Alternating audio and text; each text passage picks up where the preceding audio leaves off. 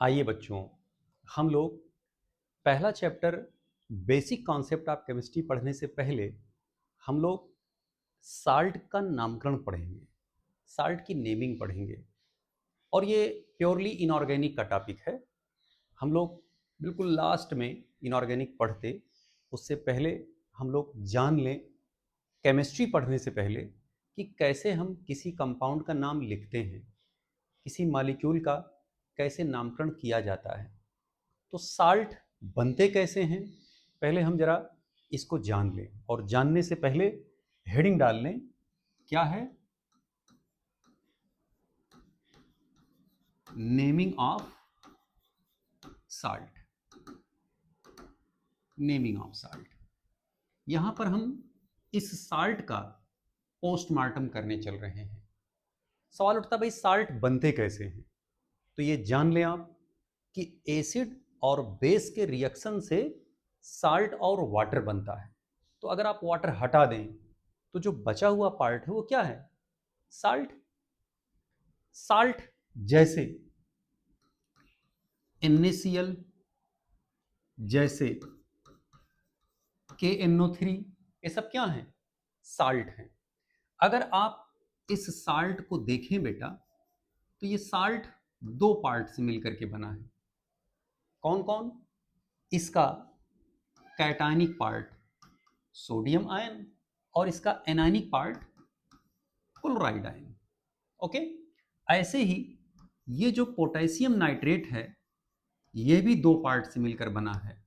This is potassium ion and this is nitrate ion.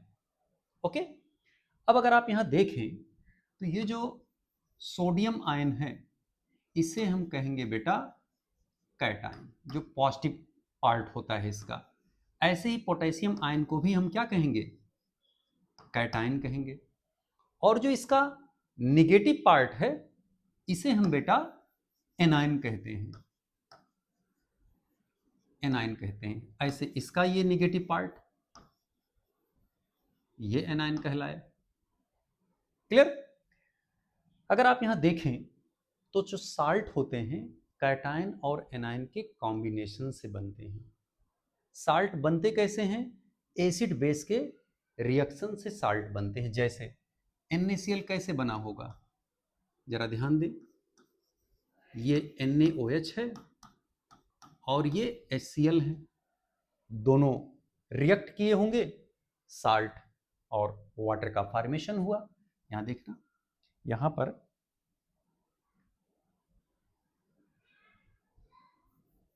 ये देखना बेटा, ये वाटर बना और साथ में ये साल्ट बना। ऐसे पोटेशियम नाइट्रेट कैसे बने होंगे? ये बेस KOH और ये एसिड HNO3 रिएक्ट किए बेटा, यहां पर पानी बना और ये साल्ट बने। क्लियर? अगर हम पानी हटा दें तो साल्ट ही तो बचेगा। और ये जो साल्ट बना है ये देखिए कैटायन और एनायन के कॉम्बिनेशन से बना है। ये जो साल्ट बना है कैटायन और एनायन के कॉम्बिनेशन से बना है। अगर आप ध्यान से देखें तो ये जो कैटायन आया है बेटा ये सोडियम हाइड्रोक्साइड से आया है, यानी कि ये आया है बेस से। और ये जो क्लोराइड आयन आया है ये आया है बच्चों एसिड से। ये देखना, ये क्या है बच्चा? एसिड। ओके, ध्यान से अगर आप देखें तो इसका सोडियम आयन और इसका क्लोराइड आयन निकल करके NaCl बनाया और इसका OH आयन और इसका H आयन मिल करके HOH का फॉर्मेशन किया। HOH बोले तो वाटर। ओके, अब अगर आप यहां देखें तो ये जो कैटायन आया है ये कहां से आया बेटा? From base. और ये जो एनायन आया है ये कहां से आया? From acid. क्लियर? यानी कि ये जो कैटायन है ये बेस से आए हैं, एनायन जो है ये एसिड से आए हैं। इसका मतलब कि साल्ट के नाम में कहीं ना कहीं बेस और एसिड का इन्वॉल्वमेंट है। स्पष्ट? ऐसे आप नीचे वाले साल्ट को जरा देख लें। यहां पर भी देखिए पोटेशियम आयन कहां से आया होगा? ये बेस से आए होंगे। और ये एनायन कहां से आया होगा बेटा? ये एसिड से आया होगा। और वो एसिड कौन सा है, HNO3। ये एसिड, अभी हम नाम इसका लिख नहीं रहे बेटा, इसका भी हम नाम नहीं लिख रहे हैं, क्लियर। हालांकि पोटेशियम हाइड्रोक्साइड है वो, ठीक है। अब अगर आप यहाँ बहुत गौर से पता करें तो ये मेटल है, ये मेटल है, और ये सब क्या हैं, नॉन मेटल है। इसका मतलब कि साल्ट मेटल और नॉन मेटल से मिलकर के बना होता है। कुछ ऐसे भी साल्ट हैं जो नॉन मेटल से मिलकर के भी बनते हैं, जैसे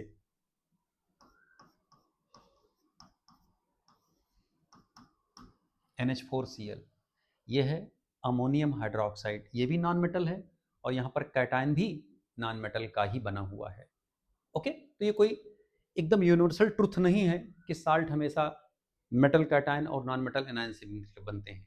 नॉन मेटल के कैटायन और नॉन मेटल के एनायन से भी मिलकर साल्ट बन सकते हैं। ओके, अब जरा थोड़ा सा इसमें और गौर करें आप।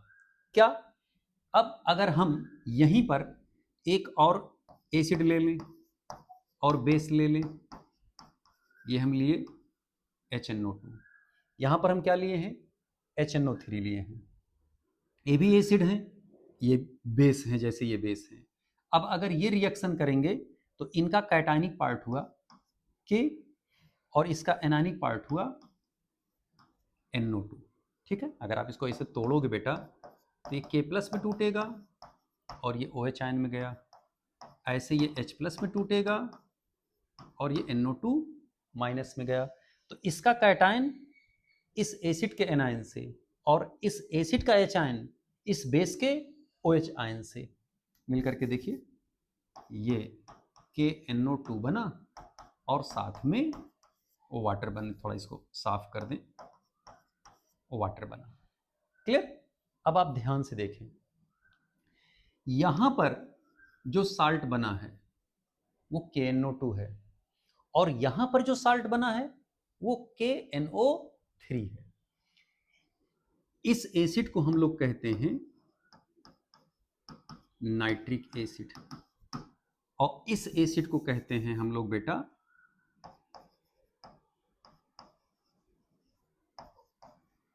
Nitrous acid.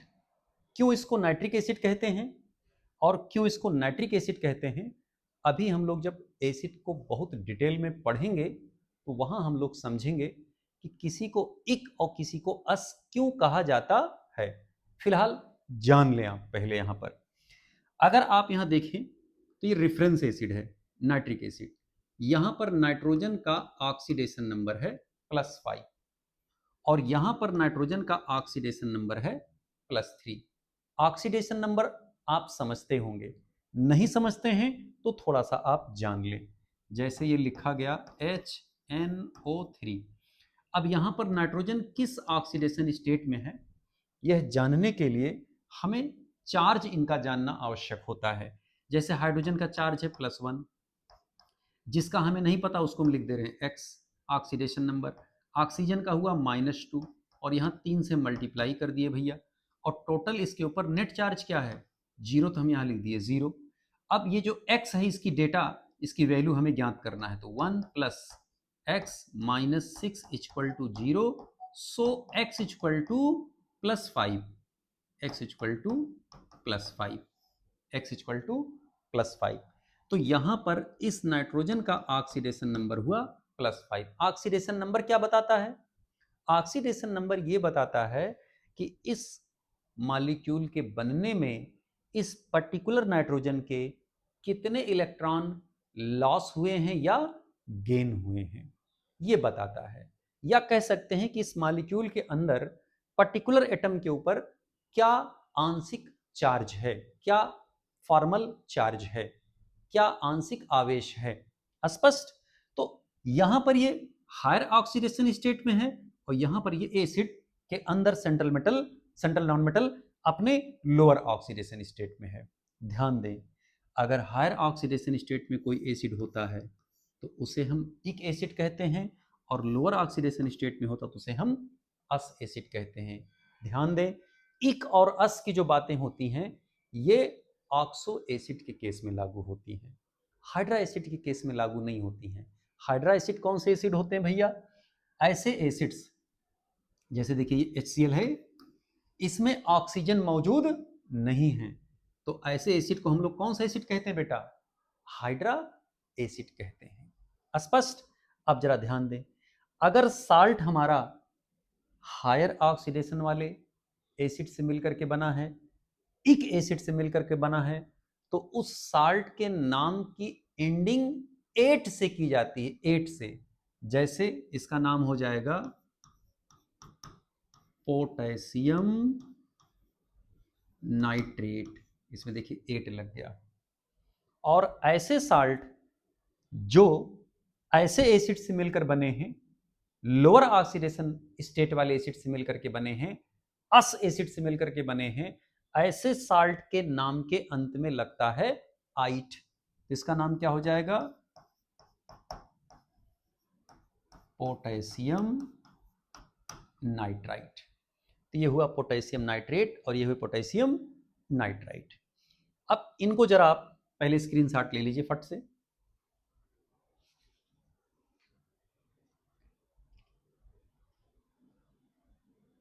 ले लिया? आइए जरा अगले पेज पे जरा हम आते हैं, ठीक है?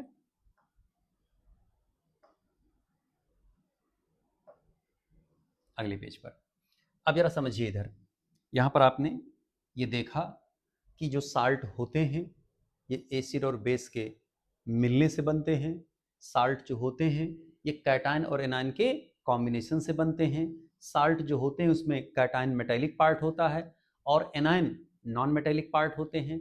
मेटेलिक पार्ट वो होते हैं जो इलेक्ट्रॉन लॉस कर सकते हैं, मेटल वो होते हैं जो इलेक्ट्रॉन लॉस करते हैं, और नॉन मेटल वो होते हैं जो इलेक्ट्रॉन लेते हैं। यानी non metal electron gaining nature के होते हैं और मेटल इलेक्ट्रॉन लॉसिंग नेचर के होते हैं। स्पष्ट? अब जरा थोड़ी सी चर्चा हम लोग और आगे कर लेते हैं भैया इसमें। अगर ये देखना जरा, ये सोडियम आयन है और ये है मान लीजिए सल्फेट आयन, ठीक है? ये कैटायन है और ये एनायन है और दोनों मिल करके साल्ट का फॉर्मेशन करना चाह रहे हैं। तो साल्ट जब बनेगा इनका तो ये बनेगा Na2SO4, Na2SO4। ओके? जब भी हम किसी साल्ट का नाम लिखते हैं तो उस साल्ट के नाम लिखने में बेटा क्रिस क्रॉस मेथड यूज करते हैं। क्या यूज करते हैं बेटा? Chris cross method. Chris cross method क्या है? जैसे ये हमारा ये साल्ट है, सॉरी ये आयन है, इसे आप कैटायन कहेंगे या कैटायनिक रेडिकल कहेंगे। ये एनायन है या इन्हें एनायनिक रेडिकल कहेंगे। रेडिकल मिलते हैं, आयन मिलते हैं, तब साल्ट बनता है। हम जब साल्ट का नामकरण करते हैं, ये सल्फेट आयन बेटा, तो इसका चार्ज हम यहाँ लिखते हैं और इसका चार्ज को हम यहाँ लिखते हैं। देखिए इसका 2 चार्ज था, हम यहाँ लगा दिए, इसका 1 चार्ज था, यहाँ लगा दिया, यानी क्रॉस मल्टीप्लाई किया जाता है। क्रिस क्रॉस मेथड में क्या होता है? आयनों के चार्ज को क्रॉस मल्टीप्लाई किया जाता है, तब साल्ट लिखा जाता है, तब उस साल्ट का फार्मूला बनता है। ओके? तो देखिए इसका जो 2 था वो सोडियम के पास आ गया और पोटेशियम का जो 1 था वो सल्फेट के पास आ गया। देखिए यहाँ पर हम 1 ऐसे लिख सकते हैं। तो 1 चूंकि दिखाया नहीं जाता बेटा, इसलिए हम इसको लिखेंगे Na2SO4। क्लियर? अब जरा ध्यान दें भैया, इधर आगे देखें जरा। अगर हम यहां पर ले लें एल्युमिनियम आयन, इस पर चार्ज कितना है? +3। और यहीं पर अगर हम ले लें सल्फेट आयन, इस पर चार्ज कितना है? -2। अब इनका अगर हम कॉम्बिनेशन कराते हैं, साल्ट का फार्मूला बनाते हैं, तो ये जो 2 चार्ज है ये टोटल ये यहाँ आ जाएगा और ये यहाँ आ जाएगा। देखिए जरा, ये हो जाएगा Al2SO4 होल थ्राइस, ये फार्मूला बन करके आएगा। ये होगा aluminium sulphate. Okay? It means कि हमें चार्ज भी पता होना चाहिए कि किस पर कितना चार्ज होता है, या कह सकते हैं कि हमें उसकी वैलेंसी पता होना चाहिए कि किस पर कितनी वैलेंसी है। अब जरा जान लें, वैलेंसी समझने के लिए जरा इसको आप समझें। देखें जरा इधर, ये पहला ग्रुप है, ये दूसरा ग्रुप हुआ, यहाँ बीच में डी ब्लॉक चलेगा, ये तीसरा ग्रुप हुआ, तीसरा नहीं, ये तीसरा होगा, तीसरा, चौथा नहीं, फोर्थ,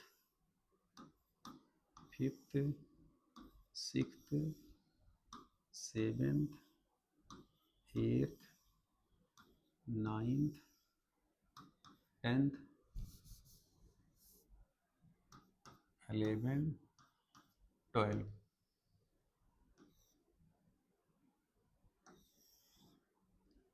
ये 13 हुआ,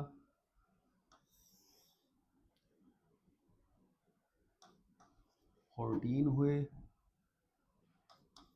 15th ग्रुप हुआ, 16th ग्रुप हुए, 17th ग्रुप हुआ, और ये 18th ग्रुप हुए। क्लियर?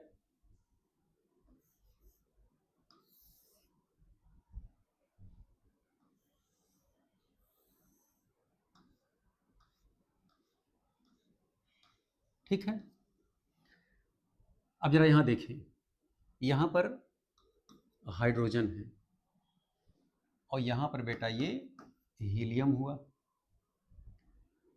उसके नीचे लिथियम, बेरिलियम, फिर यहाँ आ जाएगा बोरान, कार्बन,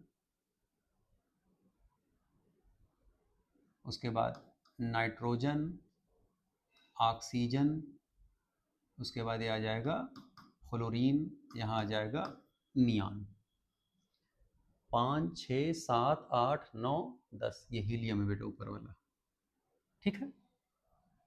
इसी के नीचे आ जाएगा सोडियम,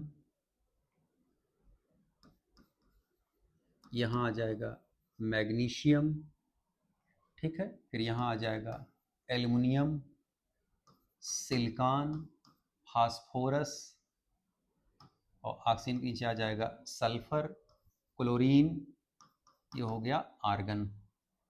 क्लियर? ऐसे ही सोडियम के नीचे आ जाएगा बेटा ये potassium, calcium, scandium, titanium, vanadium, chromium, manganese, ये हो जाएगा iron, cobalt, nickel, copper, zinc. Clear?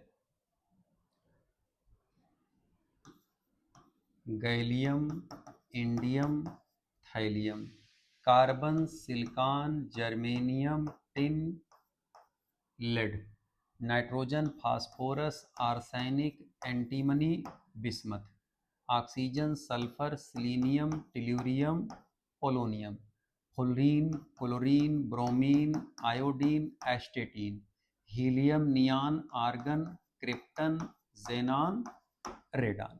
ये आपके सामने ये रफ पीरियोडिक टेबल एक बनाया गया है।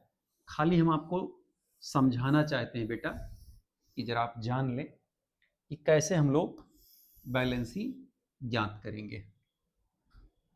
इसको हम एस ब्लॉक बोलते हैं क्योंकि इनके आउट इलेक्ट्रॉनिक कॉन्फिगरेशन जब हम निकालेंगे तो अंतिम इलेक्ट्रॉन एस सब ऑर्बिट में जाता है।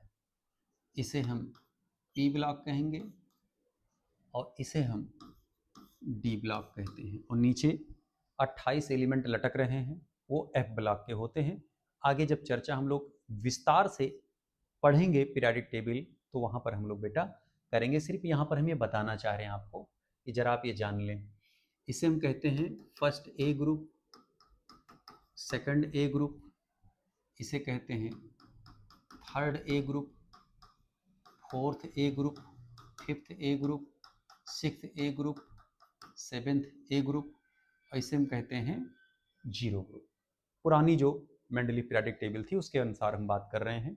और 1 से लेकर के 18 तक जो कॉलम आपने देखा, ये मॉडर्न पीरियोडिक टेबल के अकॉर्डिंग बात करी जा रही है। अब जरा ध्यान से समझें, ये जितने भी फर्स्ट ग्रुप के एलिमेंट हैं, इन सबके आउटर मोस्ट शेल में एक इलेक्ट्रॉन होगा। Hydrogen, lithium, sodium, potassium, rubidium, caesium, beryllium, magnesium, calcium, strontium, barium, यहाँ हालांकि रेडियम, रेडान होगा, रेडियम, और ये होंगे, एक मिनट, सीजियम, फ्रांसियम, ये हो गया रेडियम।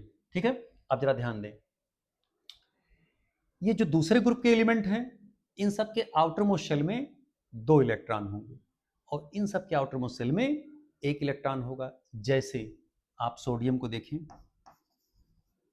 11 होता है, इसका 2, 8, 1, पहले ऑर्बिट में 2 इलेक्ट्रॉन, दूसरे ऑर्बिट में 8 इलेक्ट्रॉन और तीसरे में 1 इलेक्ट्रॉन है। तो अंतिम शेल में इसके कितने इलेक्ट्रॉन है? मात्र 1। ओके, इन्हें अगर ऑक्टेट पूरा करना है, अष्टक अपना पूरा करना है, तो ये क्या करेंगे बेटा? 1 इलेक्ट्रॉन लॉस करेंगे, 1 इलेक्ट्रॉन लॉस करेंगे, या 7 इलेक्ट्रॉन लेंगे? नहीं साहब, 1 इलेक्ट्रॉन ये लॉस करेंगे। तो जब ये 1 इलेक्ट्रॉन लॉस करेंगे बेटा, तो अब ये देखिए किस स्टेट में आ गए, सोडियम प्लस 2, 8। अब जैसे 1 इलेक्ट्रॉन लॉस करेंगे, इनके ऊपर क्या आ जाएगा? Positive charge. तो अगर हम आपसे कहें कि इस पूरे ग्रुप का कितना चार्ज होगा, तो आप कहेंगे साहब +1 चार्ज होगा। क्या होगा? +1 चार्ज। ऐसे इस ग्रुप के पूरे एलिमेंट को जरा आप देख लें बेटा। जैसे मान लीजिए हमने यहाँ मैग्नीशियम को लिया, मैग्नीशियम का होता है 12, 2, 8, 2। फर्स्ट ऑर्बिट में 2 इलेक्ट्रॉन, दूसरे में 8 इलेक्ट्रॉन और तीसरे में 2 इलेक्ट्रॉन। ऑक्टेट पूरा करने के लिए या तो ये 6 इलेक्ट्रॉन लें या 2 इलेक्ट्रॉन निकालें। तो जाहिर सी बात है 2 इलेक्ट्रॉन निकालना ज़्यादा आसान समझेंगे। तो जब 2 इलेक्ट्रॉन लॉस करेंगे बेटा, तो इसके ऊपर +2 चार्ज आ जाएगा, 2, 8। अब सवाल उठता है कि कोई भी एटम इलेक्ट्रॉन लॉस या गेन क्यों कर रहा है? जैसे ये तो लॉस कर रहे हैं, यहीं पर अगर आप क्लोरीन को ले लें, क्लोरीन का होता है 17, 2, 8, 7। आउटर मोस्ट शेल में इसके कितने इलेक्ट्रॉन हैं? 7।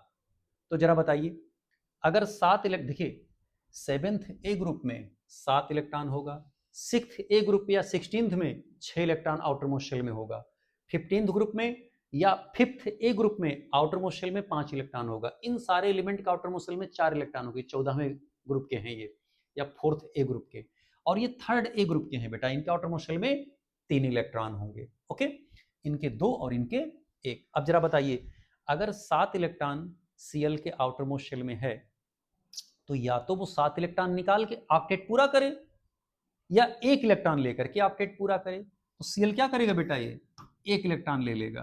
अब देखना, 2, 8, 8 हो गया इसका कॉन्फ़िगरेशन। सवाल उठता है कि कोई भी एटम इलेक्ट्रॉन क्यों ले रहा है या क्यों निकाल रहा है, क्यों वो ऑक्टेट पूरा करने के चक्कर में पड़ रहा है?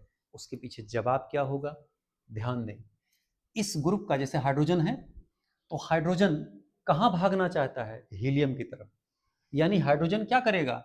जब भी किसी से बात करेगा, तो इसके पास 1 इलेक्ट्रॉन है, ठीक है, 1 इलेक्ट्रॉन, तो करेगा क्या? 1 इलेक्ट्रॉन और लेकर के 2 कर लेगा, नहीं इसके ऊपर क्या आ गया? H- हो गया, यानी कितने लोग हो गए? 2 इलेक्ट्रॉन। या H क्या करेगा? इलेक्ट्रॉन लॉस करके पूरा पूरा लॉस कर देगा। तो हाइड्रोजन का केस तो एक एक्सेप्शनल केस है। क्यों? क्योंकि हाइड्रोजन इलेक्ट्रॉन देता भी है, यहाँ मेटल वाले कैटेगरी में रखा गया है, और इसी को हम हाइड्रोजन ग्रुप में भी रखते हैं क्योंकि इलेक्ट्रॉन लेता भी है। क्लियर? इसलिए हाइड्रोजन को रॉग एलिमेंट कहते हैं। तो इसकी चर्चा हम लोग अभी डिटेल में बाद में करेंगे बेटा, पहले आप यहाँ समझें। अब जरा यहाँ देखें, जैसे लिथियम है, बेरिलियम है, ठीक है, बोरान, कार्बन, नाइट्रोजन, ऑक्सीजन, फुल्लिन, नियान है।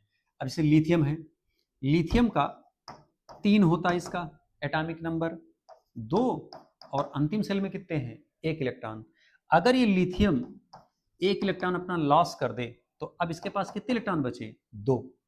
जब 2 इलेक्ट्रॉन बचेगा, तो ये कौन सा कॉन्फ़िगरेशन एक्वायर कर लेगा? हीलियम का। हीलियम के पास 2 इलेक्ट्रॉन होते हैं ना। क्यों? क्योंकि ये सारे के सारे ग्रुप इनर्ट गैस ग्रुप कहलाते हैं, और इन सब का ऑक्टेट कंप्लीट होता है। ये जल्दी रिएक्शन किसी से नहीं करते। ओके, तो जितने भी एलिमेंट हैं वो सारे के सारे अपने पीरियड के नॉन मेटल के अपने पीरियड के इनर्ट गैस के कॉन्फ़िगरेशन को ये एक्वायर करना चाहते हैं। जैसे फ्लोरीन को अगर 1 इलेक्ट्रॉन मिल जाए तो 9 से 10 हो जाएगा। ऑक्सीजन को 2 इलेक्ट्रॉन मिल जाए तो ये आउटर मोस्ट शेल में देखिए इसके 6 इलेक्ट्रॉन थे, 2 मिल जाएगा तो 6 2 कितना हो जाएगा 8, नियॉन का कॉन्फ़िगरेशन पूरा कर लेगा ये। ठीक है, 8 थे, ये एटॉमिक नंबर इसका 2 मिल जाएगा तो 10। सब के सब बेटा अपने उसी रो के इनर्ट गैस कॉन्फ़िगरेशन में कन्वर्ट होना चाहते हैं। ऐसे ही देखिए सोडियम है, मैग्नीशियम है, एल्युमिनियम, सिलिकॉन, फास्फोरस, ये सब भी अपने उसमें जाना चाहते हैं बेटा। क्लियर? तो ऑक्टेट क्यों एटम पूरा कर रहा है? क्योंकि वो चाहता है कि अपने रो के, अपने पीरियड के इनर्ट गैस कॉन्फ़िगरेशन को एक्वायर कर ले। क्योंकि कोई भी एलिमेंट जब अपने इनर्ट गैस कॉन्फ़िगरेशन को एक्वायर कर लेता है तो उसकी स्टेबिलिटी बढ़ जाती है। यानी कि एटम क्यों मार कर रहे हैं बेटा? अपनी स्टेबिलिटी को गेन करने के लिए। ओके, अब सवाल उठता है कि पहले ग्रुप की वैलेंसी कितनी होगी? तो इनकी कितनी हो जाएगी भैया? 1, क्योंकि ये इलेक्ट्रॉन 1 लॉस कर रहे हैं। यहाँ हो गया 1। इनकी कितनी हो जाएगी? 2। इनके आउटर मोस्ट में 3 इलेक्ट्रॉन हैं तो या तो ये 3 दें या 5 लें, तो 3 देना चाहेंगे। इन सब की +3 हो गई। ये वाले इनके आउटर मोस्ट में 4 इलेक्ट्रॉन हैं, या तो 4 दें या 4 लें, तो इनका +4 भी हो सकता है और -4 भी हो सकता है। दे भी सकते हैं, ले भी सकते हैं। ऐसे 15th ग्रुप में आ जाए। इनके आउटर मोस्ट शेल में 5 इलेक्ट्रॉन है तो जिसके आउटर मोस्ट शेल में 5 इलेक्ट्रॉन है वो या तो 3 लेकर के ऑक्टेट पूरा करे या 5 निकाल दे। तो 5 निकालेगा नहीं बल्कि क्या करेगा, वो 3 लेना चाहेगा बेटा। तो इनका हो जाएगा -3, इनका हो जाएगा -2, इनका हो जाएगा -1, इनका हो जाएगा 0। अब अगर हम इनके वैलेंसी की बात करें तो वैलेंसी अगर आप देखें ध्यान से बेटा तो इधर से लेफ्ट से राइट चलने पर वैलेंसी 1 से लेकर के 4 तक बढ़ रहा है, फिर 4 से 3 2 1 फिर क्या हो जा रहा है 0। स्पष्ट? तो जो एटम की वैलेंसी है वो लेफ्ट से राइट चलने पर पहले बढ़ता है फिर उसके बाद घटता है। स्पष्ट? जो वैलेंसी है मुख्य रूप से यह भी माना जाता है कि कोई भी एटम अपने आप को स्टेबल करने के लिए कितने बॉन्ड बना सकता है, इसको भी वैलेंसी में कैटेगराइज किया जाता है। ओके, तो आइए जरा हम लोग पहले रीडिंग लगा लें जरा अपने असाइनमेंट को, अपने बुकलेट को जो आप लोगों के हाथ में है, जो असाइनमेंट, उस असाइनमेंट के अकॉर्डिंग हम चल रहे हैं बेटा। क्लियर? अब जरा यहाँ देखें भाई, हम लोग ये इस पर आते हैं पहले पेज पर। ठीक है, अब यहाँ देखिए क्या लिखा गया है।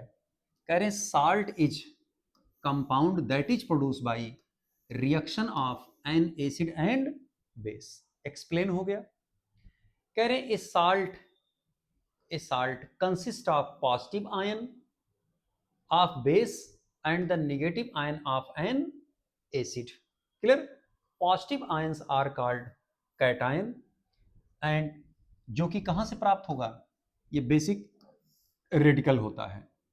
Positive ions are called cations या उन्हें कहते हैं बेसिक रेडिकल, जैसे calcium ion, sodium ion, silver ion, ammonium ion etcetera.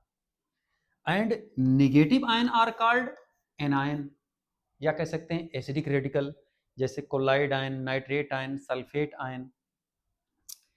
Chris cross method is used to write the formula charge of cation and charge of anion are cross multiply. अभी हमने आपको बताया कि जब हम किसी फार्मूले को लिखते हैं तो उसमें क्रिस क्रॉस मेथड इस्तेमाल करते हैं। जो चार्ज कैटायन का होता है वो एनायन के नीचे, और जो चार्ज एनायन का होता है वो कैटायन के नीचे लगाया जाता है। क्लियर बात? Metals usually loss electrons to form metal cation and non-metal gains electron to give non-metal anion. To write the formula लिखने के लिए valency of atom should require, atom की वैलेंसी की हमें जरूरत पड़ेगी। Valency is the combining capacity of an atom to achieve stable configuration. Stable configuration achieve करने के लिए एटम की जो कैपेसिटी होती है वही उसकी क्या कहलाती है बेटा, वैलेंसी कहलाती है। क्लियर। और ये जो कैपेसिटी होती है या तो इलेक्ट्रॉन के लॉस के द्वारा या गेन के द्वारा या कभी कभी इलेक्ट्रॉन के शेयरिंग के द्वारा भी होता है, शेयरिंग के द्वारा अक्सर होता है। कह रहे valency depends on outer cell electron. Outer cell electron पर ही किसी एटम की वैलेंसी डिपेंड करती है। अगर आउटर मोस्ट शेल में 1 इलेक्ट्रॉन है, 2 इलेक्ट्रॉन है, 3 इलेक्ट्रॉन या 4 इलेक्ट्रॉन है, तो उस एटम की वैलेंसी जो उसके आउटर मोस्ट शेल के इलेक्ट्रॉन होंगे वही कहलाएगा। अगर 1 है तो 1, 2 है तो 2, 3 है तो 3, 4 है तो 4। और अगर 5 होगा, 6 होगा, 7 होगा, तो उस केस में हम इनकी वैलेंसी को निकालने के लिए आउटर मोस्ट सेल में से हम 8 माइनस करते हैं। जैसे कह रहे इफ 1 2 3 4 आउटर मोस्ट सेल में इलेक्ट्रॉन होगा then valency is the same number, and if n equal to 5 6 7 8 then valency equal to 8 minus n। स्पष्ट। अब जैसे मान लीजिए हमको ऑक्सीजन की वैलेंसी निकालनी है, ठीक है, तो ऑक्सीजन के आउटर मोस्ट सेल में कितने इलेक्ट्रॉन होते हैं, 6, तो हम 6 में से 8 माइनस कर देंगे, कितना आ जाएगा, -2, या 2 निकल कर क्या, तो ये 2 इसकी क्या हो जाएगी, वैलेंसी हो जाएगी। स्पष्ट। ये बैलेंसी हो गई। कह रहे valency of sodium magnesium aluminium. देखिए सोडियम पहले ग्रुप का है तो बैलेंसी 1 हुआ, मैग्नीशियम दूसरे ग्रुप का है तो बैलेंसी 2 हुआ, एल्युमिनियम तीसरे ग्रुप का है वैलेंसी 3 हुआ, कार्बन चौथे ग्रुप का है वैलेंसी 4 हुआ, 1 2 3 4। और valency of nitrogen oxygen fluorine neon, nitrogen पांचवें ग्रुप का, फिफ्थ ए का, तो इसकी बैलेंसी हो गई 5 माइनस 8, कितना हो जाएगा, 3। ऐसे ऑक्सीजन और फ्लोरीन का भी आप निकाल सकते हैं। ऑक्सीजन का हो जाएगा 2 और फ्लोरीन का हो जाएगा 1। अगर आप नियॉन का निकालेंगे तो नियॉन का 8 माइनस 8 हो जाएगा, तो 8 माइनस 8 क्या हो गया, 0। स्पष्ट। कह रहे valency is usually whole positive number, जैसे 1 2 3 4 आप लिख सकते हैं, बट ऑक्सीडेशन नंबर में भी पॉजिटिव भी हो सकता है, निगेटिव भी हो सकता है, 0 भी हो सकता है और फ्रैक्शनल भी हो सकता है। ये हम लोग टॉपिक रिडॉक्स वाले चैप्टर में डिटेल में पढ़ेंगे बेटा, वहां पर हम आपको ऑक्सीडेशन नंबर में और वैलेंसी में अंतर विस्तार से समझाएंगे, बिल्कुल एकदम क्लियर। कह रहे valency tells the bonding capacity of atom but oxidation number tells the apparent charge of atom in compound। किसी कंपाउंड के अंदर एटम के ऊपर क्या apparent चार्ज है ये ऑक्सीडेशन नंबर बताता है, और किसी एटम की बॉन्ड बनाने की क्षमता क्या है ये उसकी वैलेंसी बताता है। क्लियर। कर usually naming of salt depends on nature of anion that is comes from acid. Clear. Mainly 2 types of acids are observe. अब जरा इसको हम थोड़ा सा एक्सप्लेन करना चाहेंगे यहां पर बेटा। अभी देखिए हम लोगों ने पीछे एग्जाम्पल लिया भी था, फिर से हम एग्जाम्पल ले लेते हैं। जैसे ये है NaOH और इसका रिएक्शन हम करा रहे हैं HNO3 से, ये है NaOH और इनका रिएक्शन हम करा रहे हैं HNO2 से। अभी जस्ट ये दोनों एसिड हम पीछे लिए हैं और ये बेस भी लेकर के चले थे। क्लियर। यहां पर अगर आप देखें तो ये बनेगा NaNO3 और साथ में वाटर, और यहां बनेगा ये NaNO2 और साथ में वाटर। अब जरा ध्यान दें, इसे हम कहते हैं नाइट्रिक एसिड और इसे हम कहते हैं नाइट्रस एसिड। ठीक है। अब जरा ध्यान दीजिएगा, ये इक एसिड है। कौन एसिड है, इक एसिड। और ये कौन सा एसिड है, अस एसिड है, क्योंकि ये लोअर ऑक्सीडेशन स्टेट में है और ये हायर ऑक्सीडेशन स्टेट में है। तो इक एसिड के साल्ट को 8 और अस एसिड के साल्ट को 8 कहा जाता है। नाम इसका क्या हो गया, सोडियम नाइट्रेट। इसका नाम होगा सोडियम नाइट्राइट, ये सोडियम नाइट्रेट हुए और ये सोडियम नाइट्राइट हुआ। अब अगर आप यहाँ देखें तो यहाँ पर भी सोडियम नाम लिया गया, वैसे यहाँ पर भी सोडियम नाम लिया गया, सोडियम में कोई परिवर्तन नहीं हुआ। लेकिन परिवर्तन कहाँ हुआ, ये नाइट्रेट हो गया, ये नाइट्राइट हो गया। क्यों नाइट्रेट क्यों नाइट्राइट हुआ, क्योंकि ये नाइट्रिक था और ये नाइट्रस थे। तो जो साल्ट है, साल्ट के नाम में मुख्य भूमिका कौन अदा कर रहा है, ये जो एनायन आ रहा है एसिड से, वो यहाँ पर भूमिका मुख्य अदा कर रहा है बेटा। इसका मतलब क्या है कि हमें एसिड पढ़ना होगा और तब हम साल्ट के सही सही नामकरण कर पाएंगे। जैसे ये तो चलिए, ये जो एसिड्स हैं ये हैं ऑक्सो एसिड, ठीक है। अगर हम यहीं पर हाइड्रा एसिड ले लें, जैसे HCl ले लें और NaOH से रिएक्शन इसका कराएं, तो बनेगा क्या, NaCl और क्या बनेगा बेटा, वाटर। अब जरा ध्यान से देखें, इसका नाम हो जाएगा सोडियम क्लोराइड। इसके नाम के अंत में देखिए क्या लग रहा है, आइड लग रहा है। ओके, यहीं पर अगर हम HClO ये एसिड ले लें और ये NaOH ले लें, बल्कि इसको HClO2 ले लें, इसे हम कहते हैं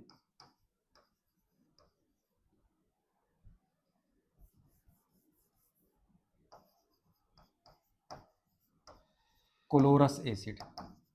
जैसे इसको हम कहते हैं नाइट्रस एसिड, ऐसे इसको क्या कह रहे हैं, क्लोरस एसिड।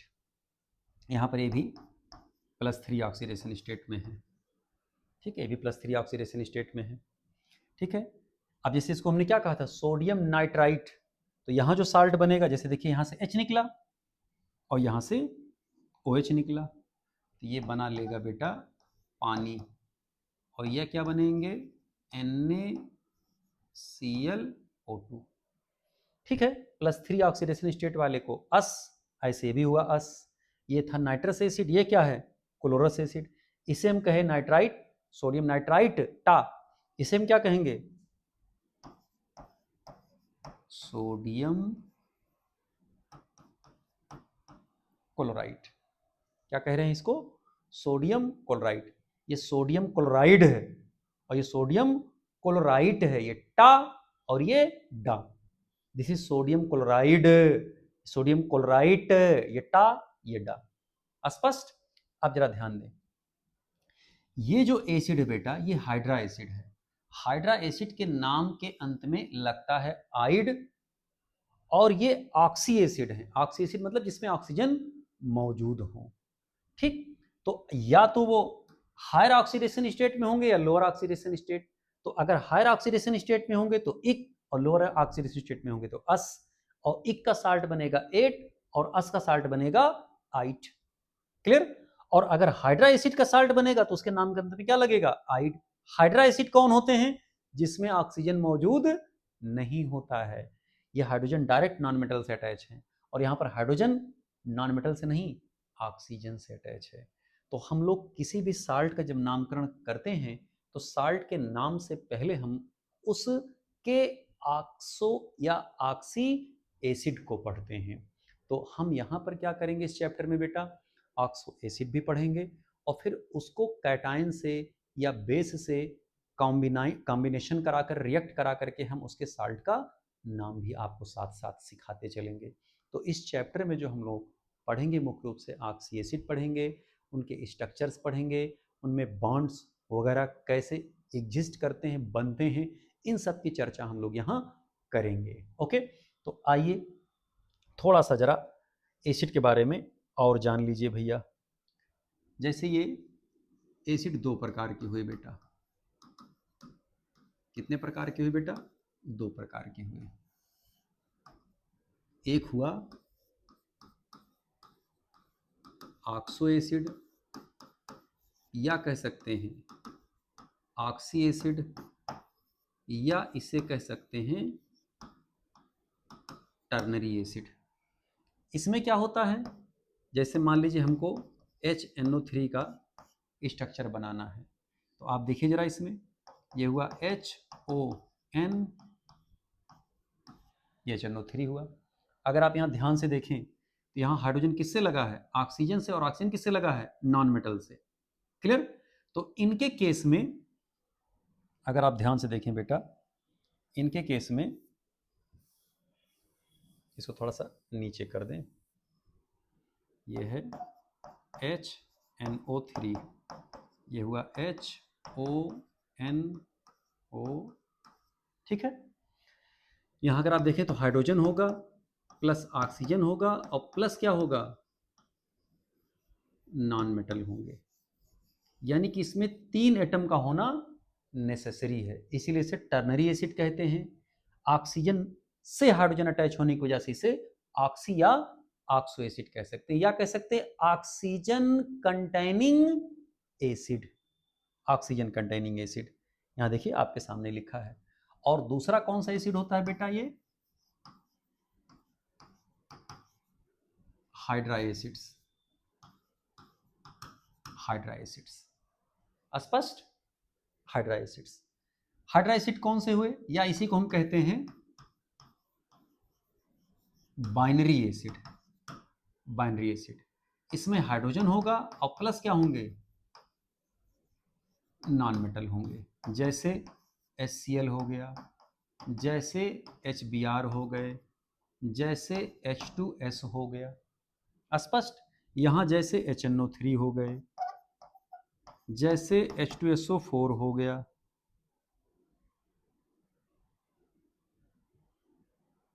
जैसे H2SO4 हो गए। यहां पर भी अगर आप देखें तो HOSOOH,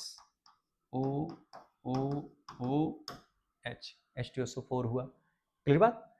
तो ये हाइड्रा एसिड्स हैं और ये हैं ऑक्सो एसिड्स। क्लियर? ये जो ऑक्सो एसिड्स हैं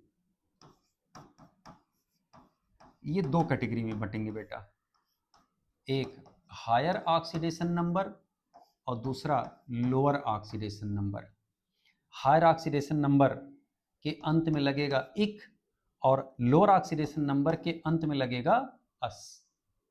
जैसे ये हुआ H2SO4, इसका नाम क्या हो गया?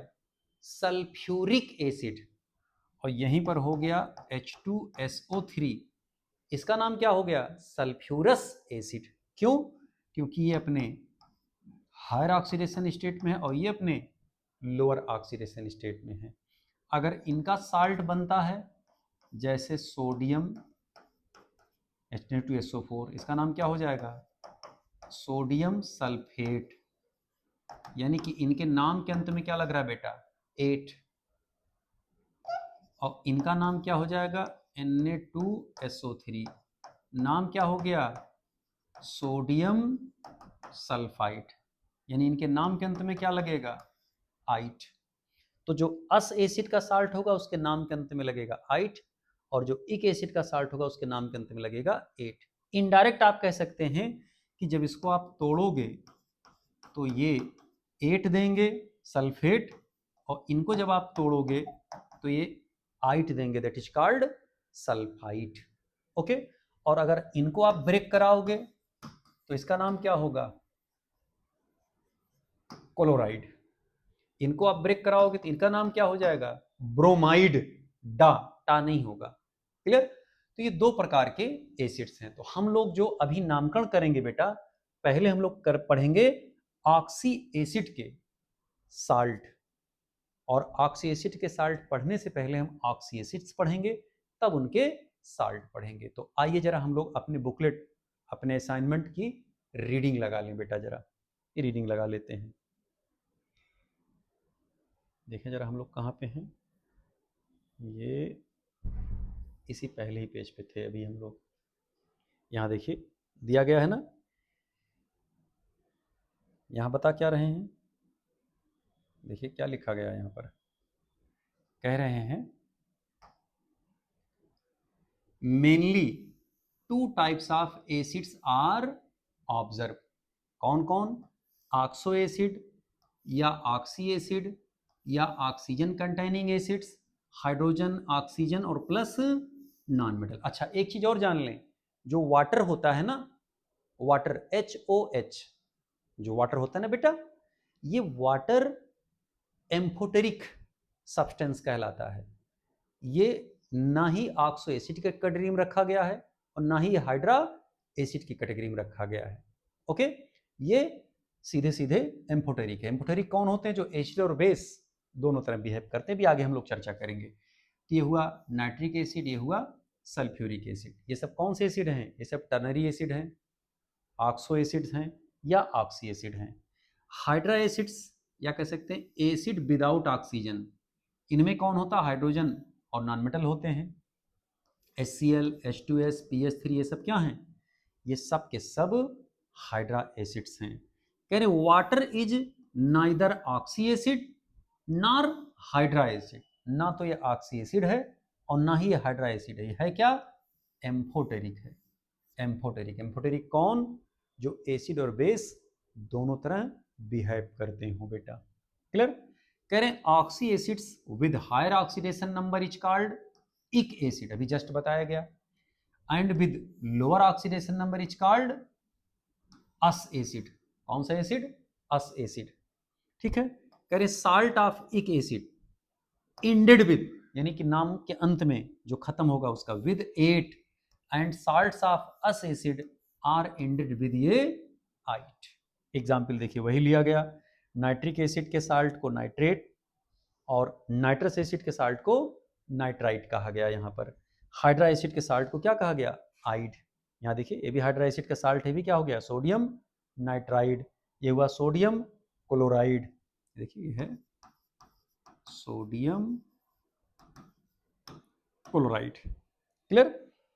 अब हम लोग पढ़ने चल रहे बेटा salts of oxo acids. Salts of oxo acids, ये यहाँ पर आते हैं सेकंड वाले, उस पर ये चल रहा है ना।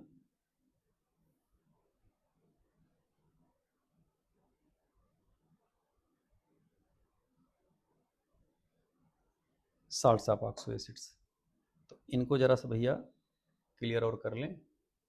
ये बड़े में इसको पहले कर लेते हैं थोड़ा सा, क्योंकि हमारे पास जगह यहाँ कम है ना बेटा। ये देखिए आ गया ऊपर, ये है salts of oxo acids. Oxo acids के साल्ट का हम लोग बात करने चल रहे हैं। क्लियर? हम लोग सबसे पहले जो चर्चा करने चल रहे हैं बेटा, ये 17th ग्रुप का चर्चा करने चल रहे हैं, 17वें ग्रुप का। 17th ग्रुप में कौन कौन है? फ्लोरीन, क्लोरीन, ब्रोमीन, आयोडीन और एस्टेटीन। क्लियर? जिसमें जो फ्लोरीन है, ध्यान दीजिएगा, कौन? फ्लोरीन। यहाँ पे चर्चा कर लेते हैं सादे पेज पर। 7th A ग्रुप की बात हम करने चल रहे हैं, या कह सकते हैं 17th ग्रुप की बात करने चल रहे हैं। इसमें फ्लोरीन, क्लोरीन, ब्रोमीन, आयोडीन और एस्टेटीन, जिसमें एस्टेटीन एसिड नहीं बनाता, फ्लोरीन भी एसिड नहीं बनाता, एक को छोड़कर। फ्लोरीन भी एक एसिड को छोड़ करके दूसरा एसिड नहीं बनाता। एसिड ऑक्सो एसिड बनाता ही नहीं है, बस खाली एक एसिड इसके बनते हैं और वो भी अनस्टेबल है, बहुत कम उसकी हाफ लाइफ होती है। ध्यान दें जरा इधर, जैसे HOF, यही एक एसिड फ्लोरीन का बनता है। यहाँ पर अगर आप देखें HOF, यहाँ पर सवाल पूछा गया है कि हाइपोफ्लोरस एसिड में ऑक्सीजन का ऑक्सीडेशन नंबर कितना होता है। तो जिसका ऑक्सीडेशन नंबर हमें निकालना है उसे को हम स्टार मान ले रहे हैं, इसके चार्ज को हम x मान, हाइड्रोजन कितना हो जाएगा? +1, ऑक्सीजन का हो गया x, फ्लोरीन का होता है -1।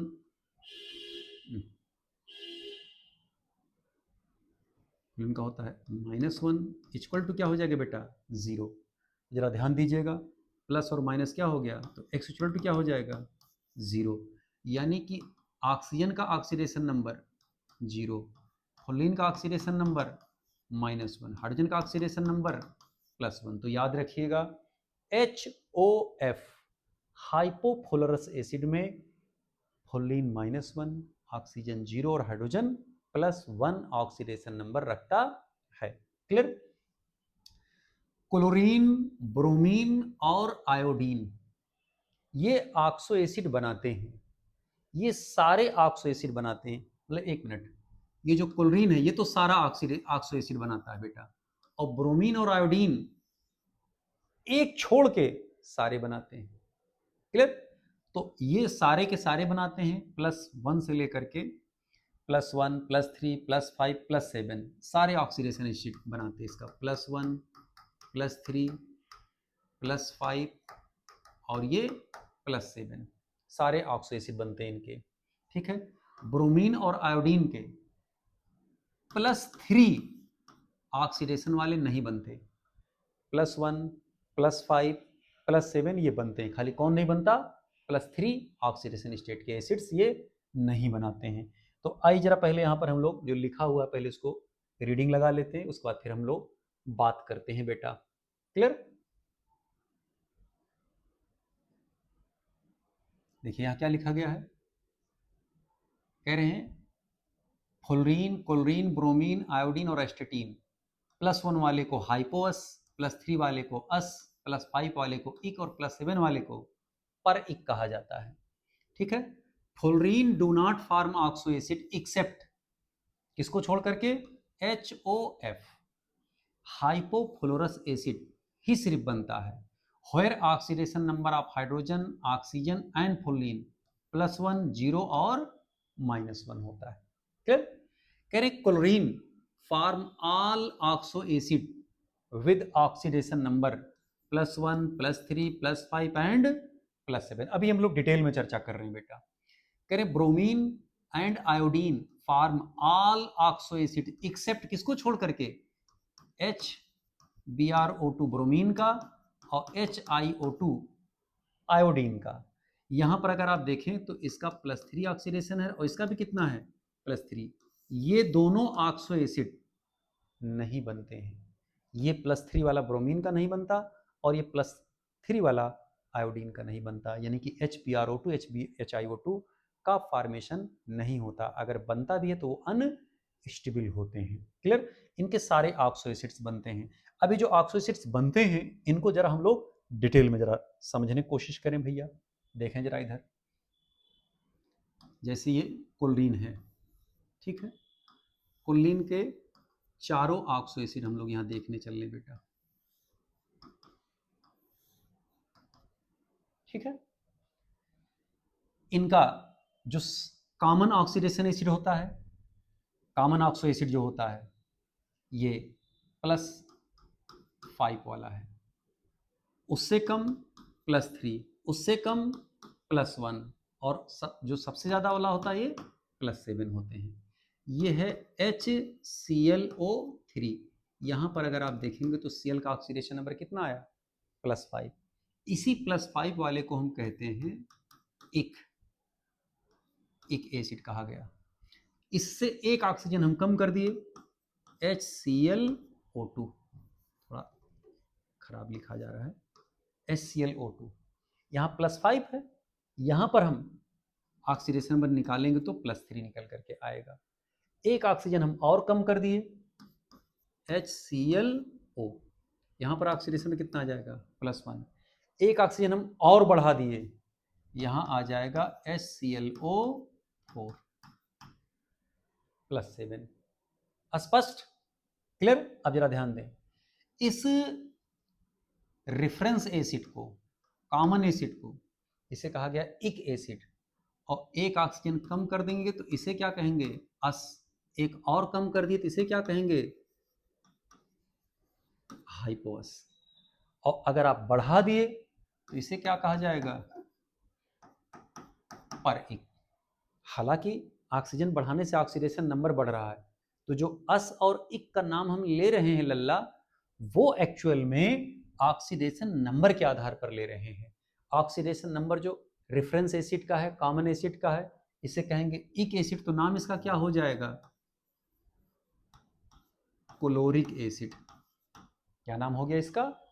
Chloric acid. क्लियर। यहां से एक ऑक्सीजन हमने घटाया, ऑक्सीडेशन नंबर घट गया, और अब इसे हम क्या कहेंगे? अस एसिड, तो नाम क्या इसका हो जाएगा? Chlorous acid. एक ऑक्सीजन और हमने कम कर दिया, नहीं ऑक्सीडेशन नंबर +3 से +1 यानी और एक घट गया, तो इसे हम कहेंगे हाइपोक्लोरस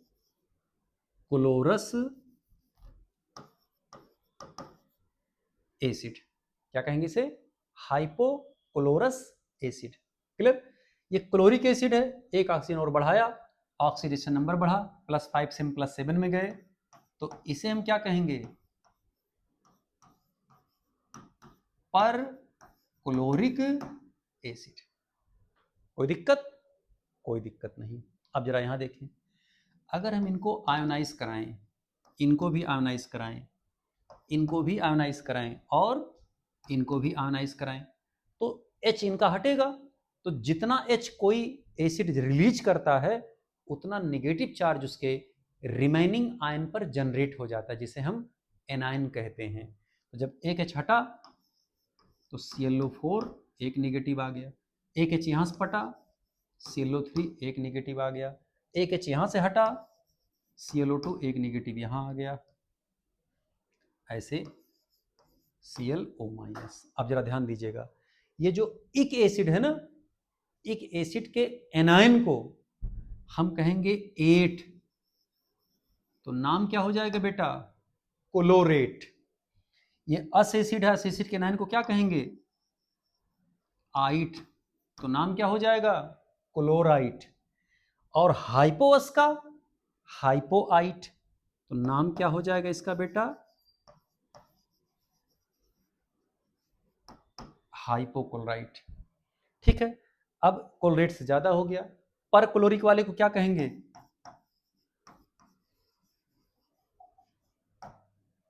पर क्लोरेट।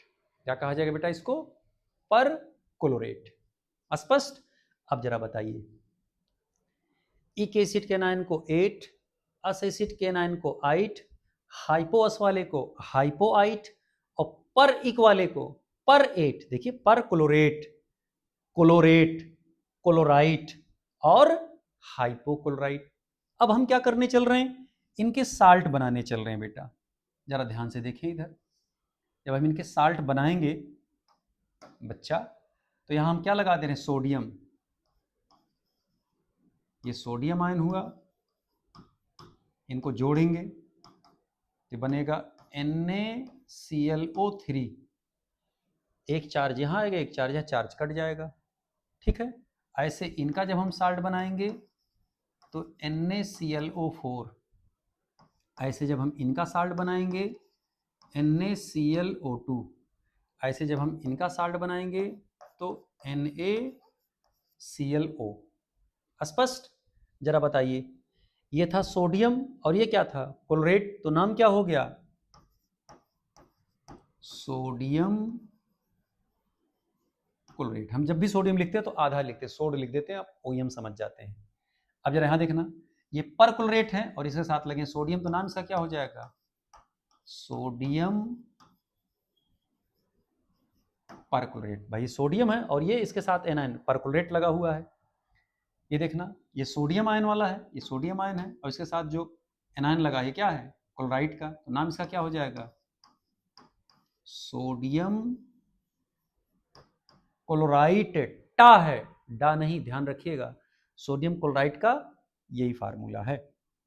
इसका नाम क्या हो जाएगा? Sodium hypochlorite. स्पष्ट? तो इसको जरा आप स्क्रीनशॉट ले लीजिए भैया भड़ से। क्लियर? आइए जरा बेटा, हम ऐसे ही जैसे क्लोरीन का देखें, अब ब्रोमीन का और आयोडीन का जरा देख लें।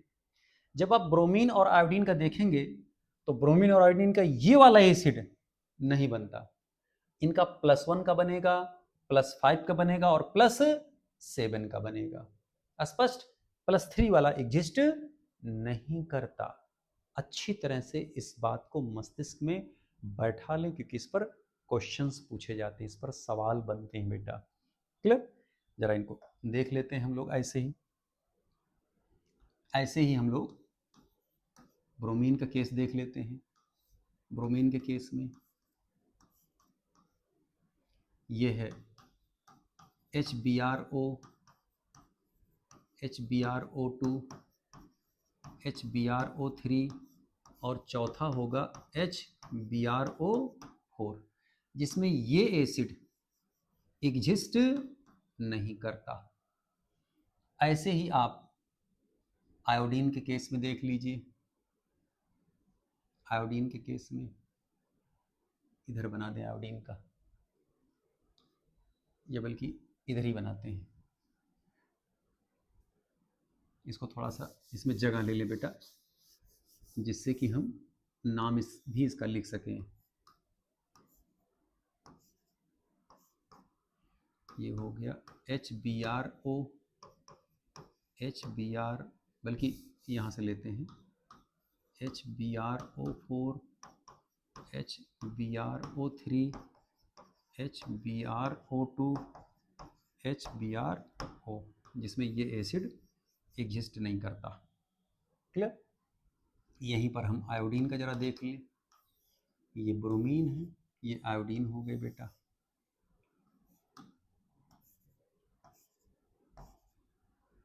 ये हो गया HiO4, HiO3, HiO2, HiO।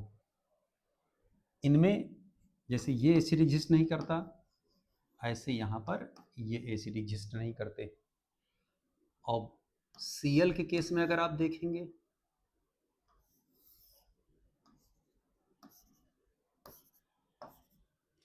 ये हो गया HClO4, HClO3, HClO2, HClO। Clear? अब जरा ध्यान दे बेटा, जैसे अभी हमने ये रेफरेंस एसिड था, इसको हम बोलते थे इक एसिड। ये +5 वाले हैं, ये +7, ये +3, ये हुआ +1। जैसे इसका नाम क्या हुआ? Chloric acid. ऐसे ही +5 वाले का नाम, इसका नाम क्या हो जाएगा?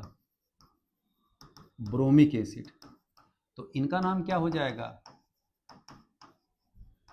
Iodic acid. क्लियर? इनका नाम क्या हो गया भैया? अभी जस्ट पीछे आप देखे हैं परक्लोरिक एसिड। इनका नाम क्या हो जाएगा? पर ब्रोमिक एसिड। इनका नाम क्या हो जाएगा? पर आयोडिक एसिड। स्पष्ट? इनका नाम क्या हो जाएगा? अब देखिए, इक है, पर इक, इक ये हो गया अस, और ये हो गया हाइपोअस, जिसका नाम हो जाएगा अस। Chlorous acid. इनका नाम क्या हो जाएगा? ब्रोमस एसिड। ध्यान दीजिए, नाम हम लिख रहे हैं, अगर एग्जिस्ट करते तो नाम ये पढ़ता, लेकिन एग्जिस्ट करते नहीं है, लेकिन नाम तब भी हम लिख रहे हैं यहां पर। इसका नाम क्या होता? आयोडस एसिड। अब ये सबसे नीचे वाले में आ गए, क्लोरस से भी नीचे हाइपोक्लोरस, तो इसका नाम क्या हो जाएगा? Hypochlorous acid. इसका नाम क्या हो जाएगा? Hypobromous acid. इसका नाम क्या हो जाएगा बेटा? Hypoiodous acid. चीजें स्पष्ट हुई? क्लियर हुई बिल्कुल एकदम? अब आइए जरा हम लोग इनके एनायन की चर्चा करते हैं। आप पहले इसका स्क्रीनशॉट ले लीजिए फट से।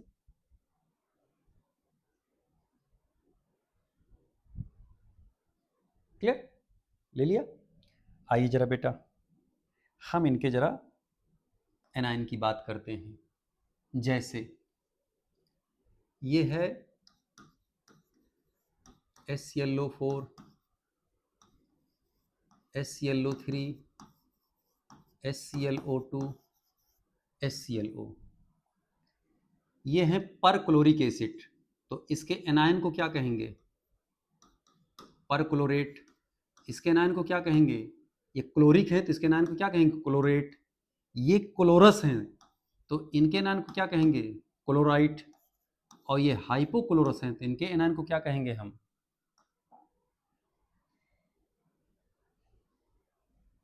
एक मिनट बेटा।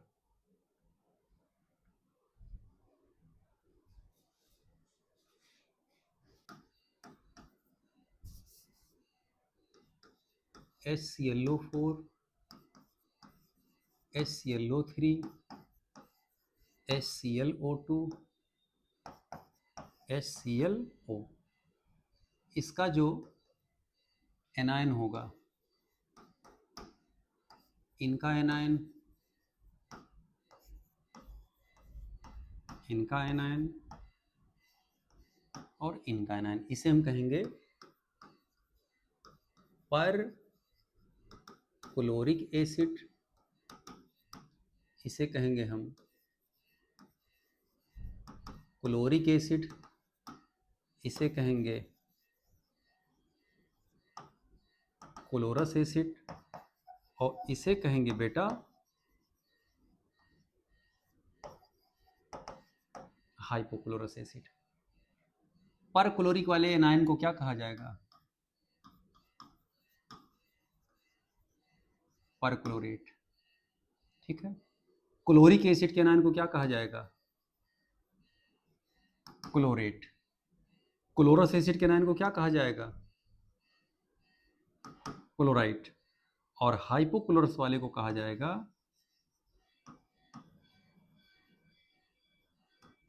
हाइपोक्लोराइट। क्लियर? आप जरा ध्यान दीजिएगा। ऐसे ही बेटा हम लोग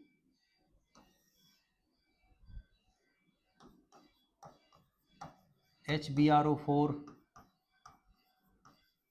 HbRO3,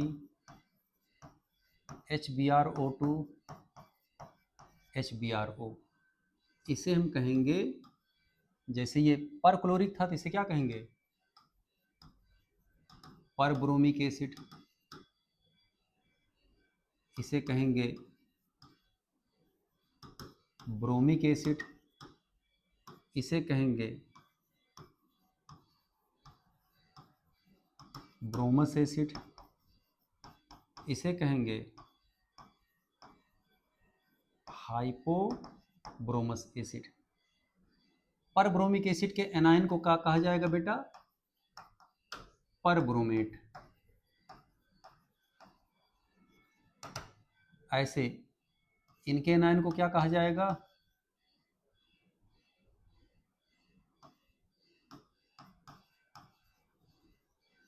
ब्रोमेट। इनके एनायन को क्या कहा जाएगा? ब्रोमाइट। और इनके एनायन को क्या कहा जाएगा?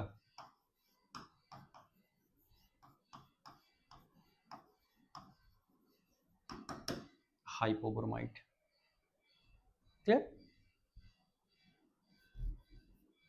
ठीक। ऐसे ही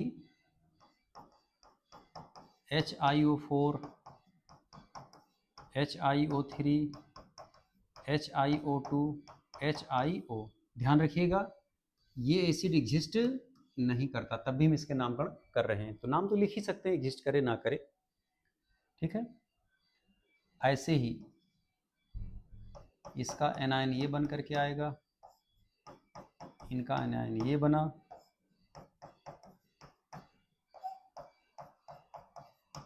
ठीक है। ये है पर आयोडिक एसिड, तो ये हुए पर आयोडेट।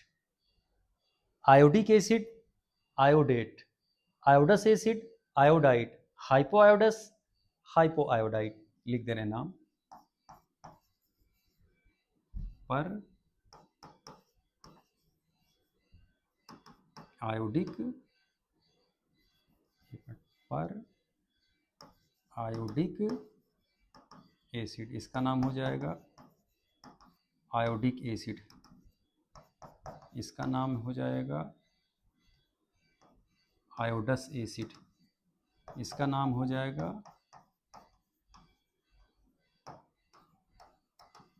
हाइपोआयोडस एसिड। ये हुआ भैया पर आयोडेट। आयोडेट, आयोडाइट, ये हुआ हाइपो आयोडाइट। क्लियर? अब हम लोग इस एनायन को बेटा याद कर लें, आप देख लें, समझ लें, एक सीक्वेंस के हिसाब से आपको बताया गया है। ठीक है, आइए अब हम लोग जरा एग्जाम्पल लेते हैं। एग्जाम्पल जरा ले लीजिए भाई।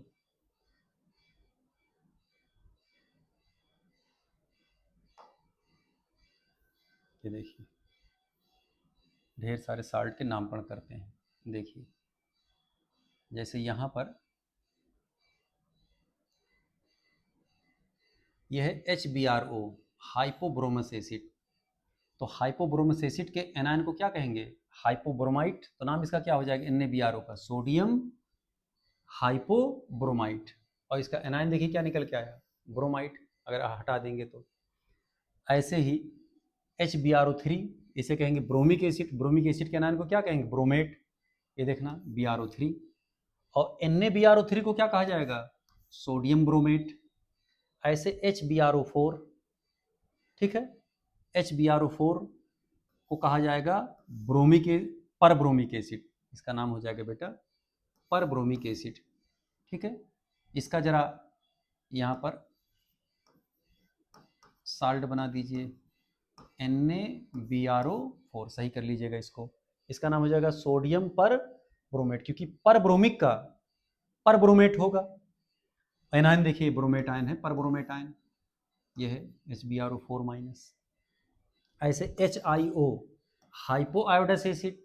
हाइपो आयोडस एसिड के एनायन को क्या कहेंगे? Hypoiodite. और अगर सोडियम के साथ साल्ट बनाएंगे तो इसका नाम क्या हो जाएगा? Sodium hypo iodite, NaIO। ये हो गया हाइपो आयोडाइट आयन। ऐसे ही HiO3 that is called iodic acid. और आयोडिक एसिड के एनायन को क्या कहेंगे? आयोडेट। सोडियम के साथ साल्ट बनाएंगे तो नाम क्या हो जाएगा? Sodium iodate. यह है HiO3 आयोडेट आयन। ठीक है, ये क्या हुआ? पर आयोडेट आयन। क्यों? पर आयोडिक एसिड का ये एनायन है, और इस एनायन के साथ अगर आप सोडियम लगा देंगे तो NaIO4 हो जाएगा। Na हुआ सोडियम, IO4 हुआ पर आयोडेट, तो नाम क्या हो जाएगा? सोडियम पर आयोडेट। यहाँ देखिए एग्जाम्पल्स कुछ लिए गए हैं। यह बेरियम पर क्लोरेट, ये हुआ भैया बेरियम आयन। ठीक है, और इसके साथ जुड़े हैं पर क्लोरेट, ClO4 माइनस। अब आप जरा साल्ट बनाइए, इसका जो चार्ज है इसके नीचे और इसका चार्ज है इसके नीचे, तो नाम क्या हो जाएगा? BaClO4 whole twice. क्या हो गया फार्मूला? ये बेरियम पर क्लोरेट। अब इसमें जो एग्जाम्पल्स दिए गए खुद से आप बनाइए और तब यहाँ पर चेक करिए बेटा। क्लियर? ऐसे एल्युमिनियम हाइपो आयोडाइड, तो ये हो गया एल्युमिनियम आयन, और ये हो गया हाइपो आयोडाइड। देखिए हाइपो आयोडाइड कहाँ है? यहाँ पर कहीं दिखा आपको? ये देखिए ये हाइपो आयोडाइड आयन है, ये हो जाएगा IO माइनस। क्लियर? नाम क्या हो गया? AlIO whole thrice, aluminium hypo iodide. यह मैग्नीशियम ब्रोमेट, ये हुआ भैया मैग्नीशियम आयन। ठीक है, और इसी के साथ देखिए क्या ब्रोमेट, ढूंढिए इसमें ब्रोमेट कहाँ है? ये देखिए BrO3 ब्रोमेट। ब्रोमेट किसका होगा? ब्रोमिक एसिड से ब्रोमेट आया होगा, इक का 8 होगा ना, ये हो जाएगा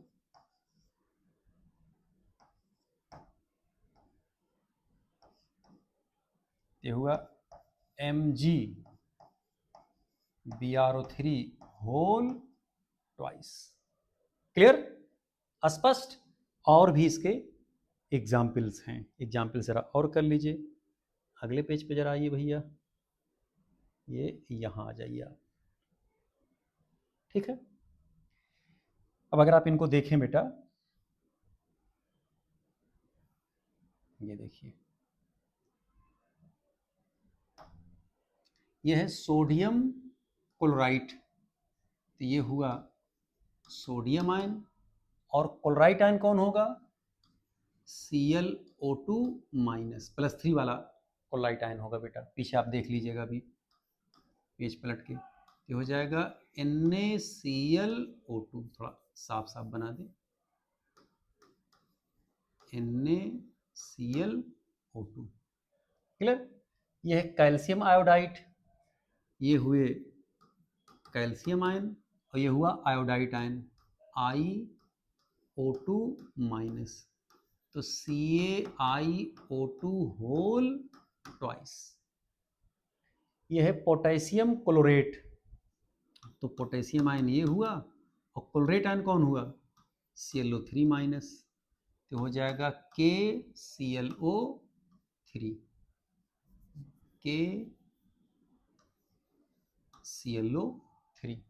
क्लियर? ये हो गया सीजियम ब्रोमेट, सीजियम हो गया CS प्लस, ये हो गया ब्रोमेट BrO3 माइनस, तो हो जाएगा CS BrO3। Mercurous chlorate, mercurous ये आयन होगा Hg प्लस, और ये हुआ क्लोरेट ClO3 माइनस, तो हो जाएगा HgClO3। क्लियर? हालांकि मर्क्यूरस एक्वस मीडियम में जो एग्जिस्ट करता है, दूसरे मर्क्यूरस से जुड़ करके ये डाइमेरिक बना लेता है बेटा, तो Hg2++, इसे हम कहते हैं मर्क्यूरस आयन, Hg++ को हम बोलते हैं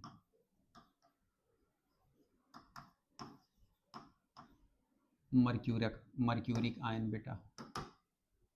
स्पष्ट? ये सब अभी डी ब्लॉक जब हम लोग पढ़ेंगे तो वहां पे एक्सप्लेन किया जाएगा बेटा। क्लियर? ऐसे फेरिक पर आयोडेट, ये हुआ फेरिक आयन, +3 वाला फेरिक, और +2 वाला चार्ज जो होगा वो फेरस कहलाता है, फेरिक आयन। ये हो गए पर आयोडेट IO4 माइनस, तो जब फार्मूला बनाएंगे तो FeIO4 होल थ्राइस। क्लियर? यहां पर देखिए कह रहे साहब metallic cation with lower charge ended with ous and higher charge ended with ic. ये देखना इक, इंडेड विद, देखिए इक लिखा गया होगा, यहाँ दिखाई नहीं पड़ रहा, इंडेड विद इक। जैसे एग्जाम्पल के तौर पर यहाँ पर अगर आप ले लें, अब यहीं पर अगर आप पूछ के देख लें, जैसे यहीं पर अब जैसे आयरन है,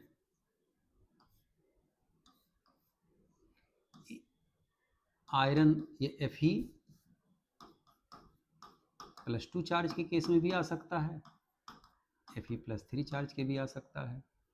ऐसे ही Cu है, Cu+ में आ सकते हैं, Cu++ में भी आ सकते हैं। ठीक है, ध्यान दीजिएगा, इसे कहते हैं फेरम, लैटिन नेम है। जब लोअर ऑक्सीडेशन स्टेट का होगा इसे कहते हैं फेरस, इसे कहते हैं फेरस, और इसे कहेंगे बेटा फेरिक, हायर ऑक्सीडेशन वाले को। ऐसे इसको बोलते हैं क्यूप्रम, इसे कहते हैं लोअर ऑक्सीडेशन स्टेट वाले को क्यूप्रस, और हायर वाले को क्यूप्रिक। ऐसे ही Pb+2, Pb+4, इसे कहते हैं प्लम्बम, ये लेड है बेटा। लोअर वाले को कहेंगे प्लम्बस, और हायर वाले को कहेंगे प्लम्बिक। इसी ग्रुप का टिन है ये भी वैसे ही शो करता है जैसे लेड शो करते हैं। ये टिन है, इसे लैटिन में कहा जाएगा स्टैनम, इसे कहेंगे स्टैनस, इसे कहेंगे स्टैनिक। ऐसे ही मरकरी के केस में जरा आ जाएं, इसे लोअर ऑक्सीडेशन स्टेट ये होता है, या 2 लिख करके इसके ऊपर 2 चार्ज लगा दें, क्योंकि डायमेरिक फॉर्म में एग्जिस्ट करता है ये, इसका ये हायर ऑक्सीडेशन हुआ। इसे हम कहेंगे मर्क्यूरस, और इसे कहेंगे बेटा मर्क्यूरिक। स्पष्ट हुआ? जैसे ये है AS, ये हुआ AS +3 AS +5, इसे हम कहेंगे आर्सिनम जब न्यूट्रल है। लोअर वाले को इसके कहेंगे आर्सिनस, हायर वाले को इसे कहेंगे आर्सेनिक। क्या कहा जाएगा? आर्सेनिक। तो ये सब नाम जो पढ़े हैं लोअर और हायर, लोअर वाले को अस और हायर वाले को इक, ये सब नाम लिखने में सहायता देंगे बेटा। अब जैसे यहां पर जो हम लोग बात कर रहे थे,